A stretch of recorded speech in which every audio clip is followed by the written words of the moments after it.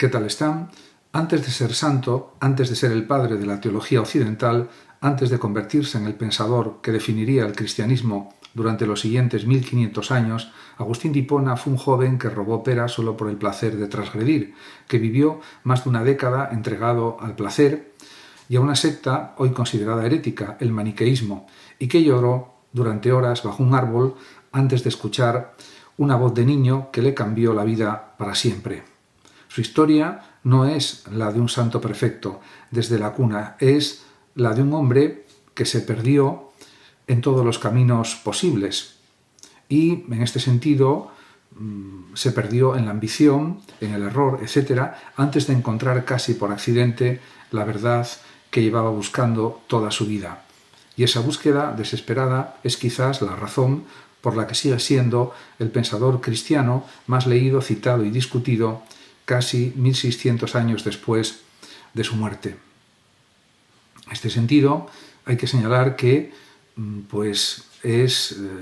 su trayectoria intelectual y vital realmente interesantísima. Agustín nació el 13 de noviembre del año 354 en Tagaste, una pequeña ciudad del norte de África, en lo que hoy es Argelia, entonces parte del Imperio Romano, y murió el 28 de agosto del año 430 en Hipona, mientras la ciudad estaba siendo asediada por los vándalos, en uno de los momentos más simbólicos del ocaso del mundo romano. El imperio se derrumbaba mientras su mente más brillante agonizaba. Su madre, Mónica, era cristiana devota y ejerció una influencia decisiva sobre él. Aunque tardó más de 30 años en ver el fruto de sus oraciones, su padre Patricio era pagano y solo se convirtió al cristianismo poco antes de morir. Esta tensión entre dos mundos, el clasicismo pagano grecolatino y la fe cristiana, marcaría toda la vida intelectual de Agustín.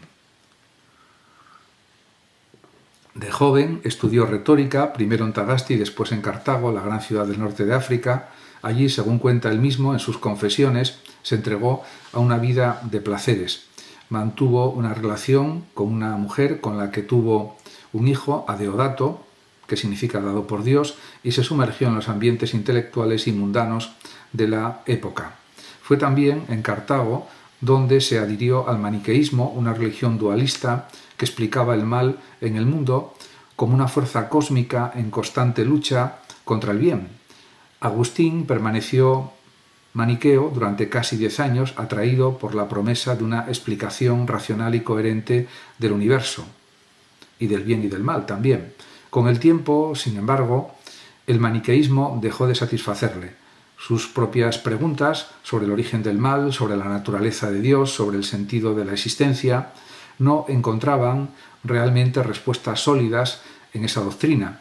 Se trasladó a Roma y después a Milán como profesor de retórica, un puesto de gran prestigio. Fue en Milán donde se produjo el giro decisivo de su vida. Escuchó predicar al obispo Ambrosio, una de las figuras intelectuales más importantes de su tiempo, y quedó realmente fascinado por su capacidad de interpretar las escrituras de un modo simbólico y filosóficamente sofisticado, muy distinto de la lectura literal que Agustín había rechazado en su juventud.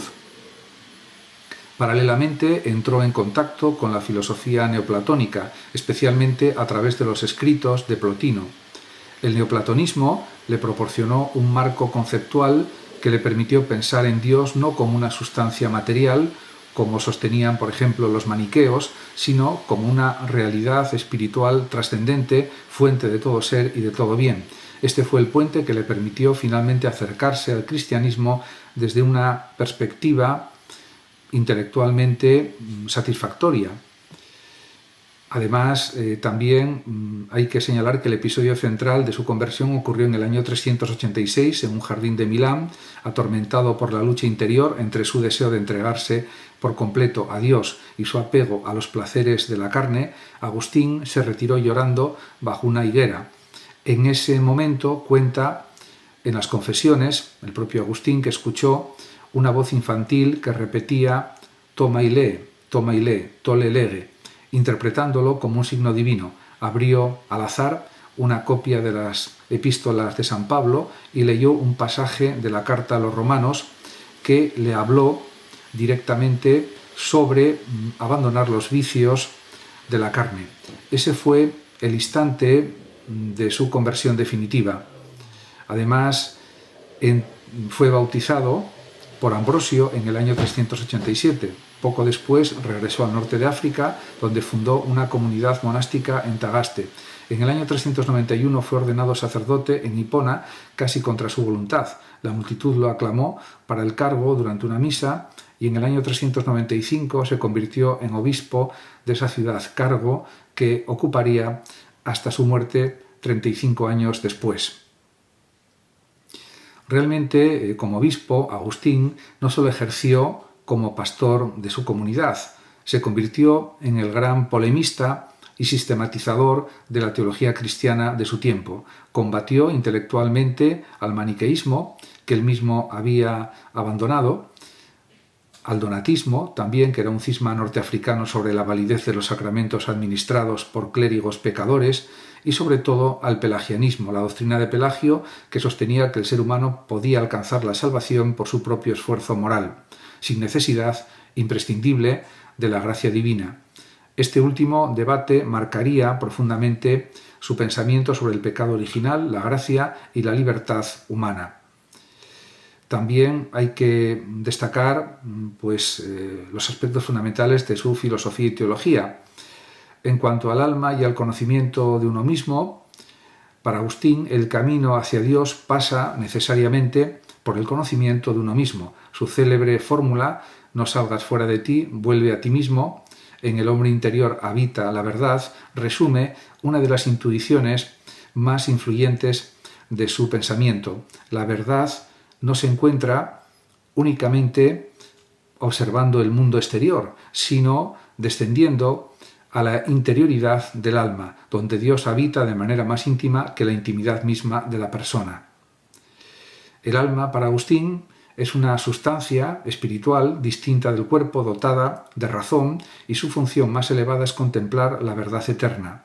Esta concepción, profundamente influida por el platonismo, entiende al ser humano como un compuesto de alma y cuerpo en el que el alma ocupa una posición jerárquicamente superior. Sin embargo, a diferencia de algunas corrientes platónicas que despreciaban el cuerpo como una simple prisión del alma, Agustín mantuvo siempre una valoración positiva de la creación corporal coherente con la doctrina cristiana de la resurrección del cuerpo.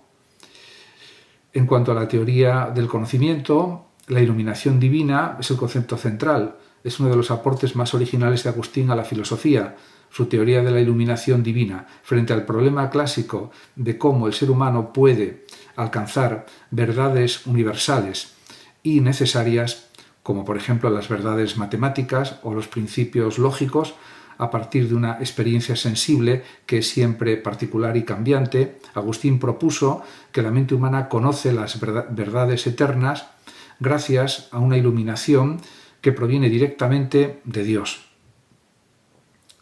Así como el ojo físico necesita la luz del sol para ver los objetos, el ojo del alma, el entendimiento, necesita una luz espiritual que es Dios mismo para captar las verdades inteligibles.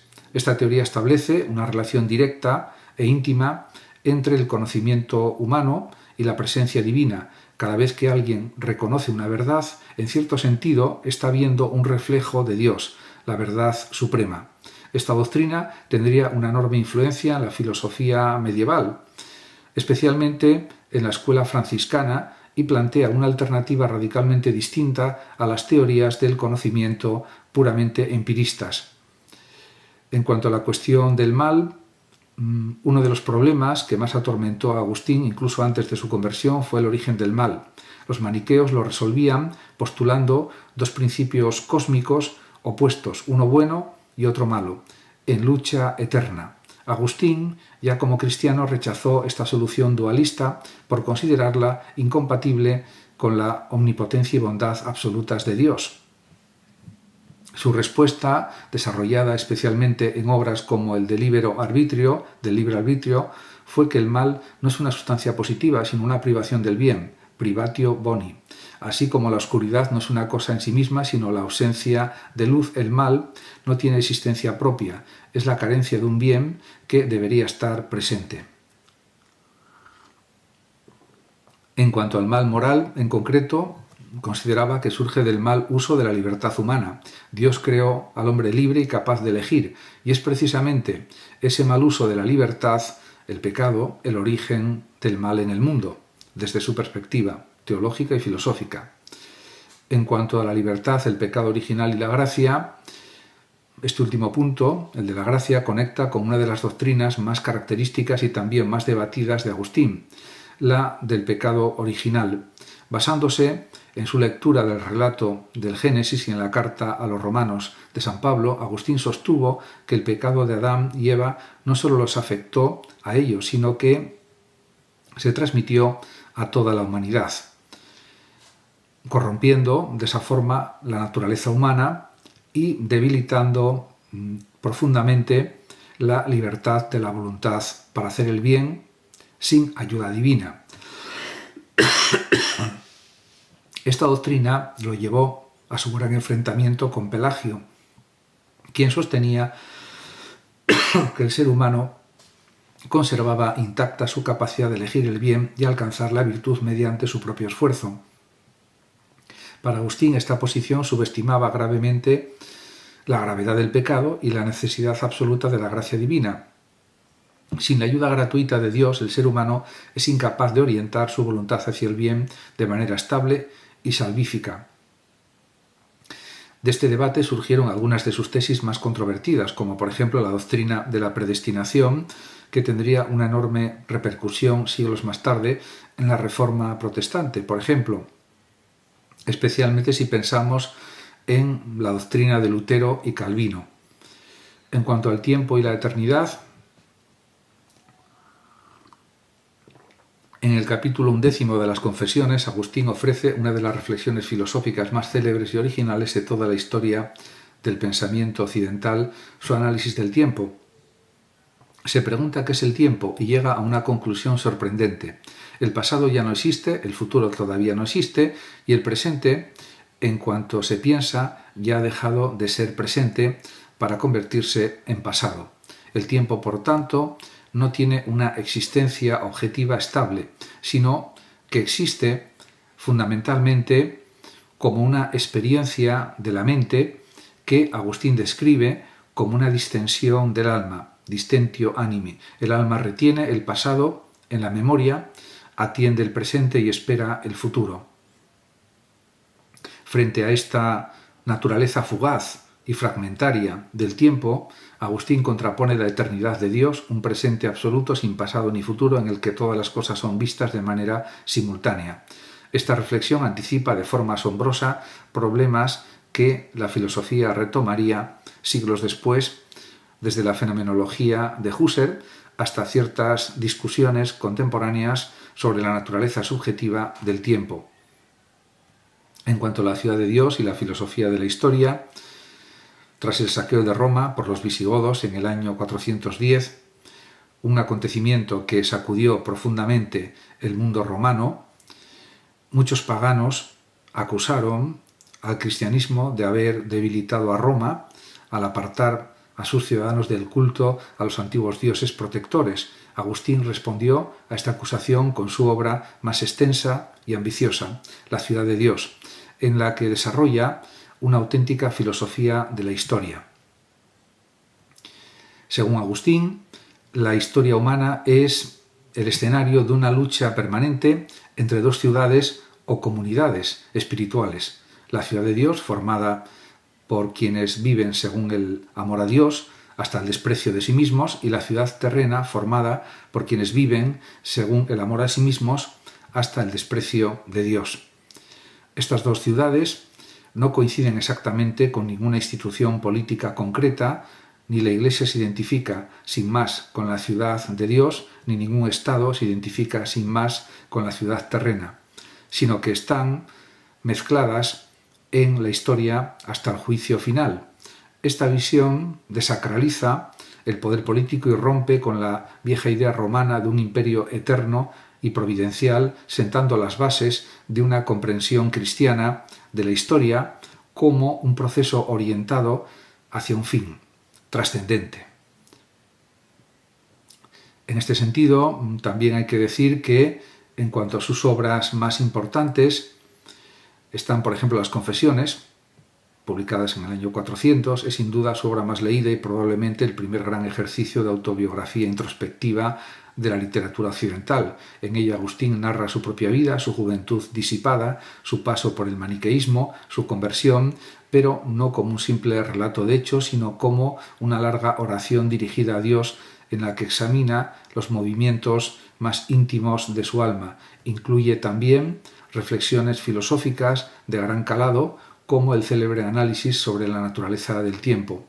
Es, en muchos sentidos, la obra que mejor conecta a Agustín con el lector actual por su tono profundamente personal y psicológico. En cuanto a la Ciudad de Dios, escrita entre el 413 y el 426, por lo tanto escrito a lo largo de más de una década, en respuesta al saqueo de Roma, es obra más extensa y sistemática. Desarrolla su visión de la historia como enfrentamiento entre dos ciudades espirituales y contiene además una crítica profunda de la religión y la filosofía paganas, así como una defensa de la superioridad del cristianismo como explicación última del sentido de la historia humana. En otro de sus libros, en su tratado De Trinitate, sobre la Trinidad, es su tratado teológico más profundo y complejo en el que intenta comprender racionalmente el misterio central de la fe cristiana, un solo Dios en tres personas. Agustín desarrolla ahí sus célebres analogías psicológicas de la Trinidad, buscando en la estructura del alma humana, memoria, entendimiento y voluntad, un reflejo imperfecto pero real de la estructura trinitaria de Dios.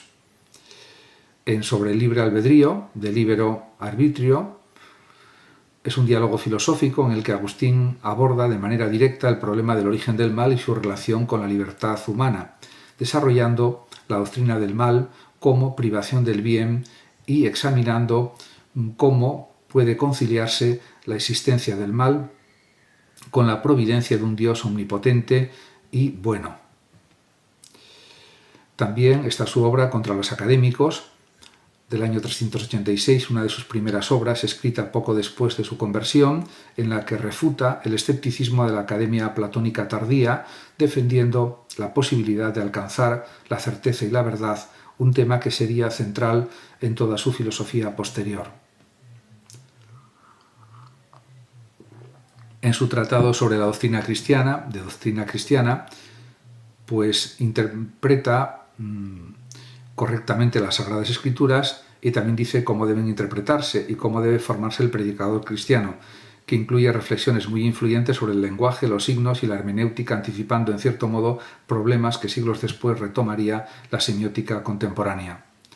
En su obra Soliloquios, en este libro, obra breve escrita poco después de su conversión, en forma de diálogo consigo mismo, examina el problema del conocimiento del alma y de Dios, y que contiene también una de las primeras formulaciones anterior a Descartes de un argumento basado en la certeza de la propia existencia como punto de partida indudable del conocimiento. También en su obra Enquiridión, pues, que es un breve compendio de teología cristiana, escrito a petición de un laico romano, organizado en torno a las tres virtudes teologales, fe, esperanza y caridad, sirvió durante siglos como manual introductorio de la doctrina cristiana también. Y también hay que señalar que pues, Agustín sigue importando hoy mismo, en la actualidad, porque no fue solo el teólogo que sistematizó buena parte del pensamiento cristiano occidental, fue ante todo un hombre que convirtió su propia inquietud existencial en filosofía. Su célebre frase de las Confesiones, «Nos hiciste, Señor, para ti, nuestro corazón está inquieto hasta que descanse en ti», resume la intuición que atraviesa toda su obra, la vida humana como una búsqueda incesante de sentido, de verdad y también de descanso interior. 16 siglos después, sus reflexiones sobre el tiempo, la memoria, la libertad, el mal y la interioridad del alma, siguen dialogando con la filosofía actual, con la psicología y con cualquier persona que, como él, se haya hecho alguna vez la pregunta más simple y más difícil de todas: ¿quién soy y hacia dónde voy? Muchas gracias por su atención y hasta mi próximo vídeo. El que lo desee puede compartir este vídeo, darle like o suscribirse a mi canal de YouTube, que ya dispone de más de 13.700 vídeos. Muchas gracias y hasta siempre.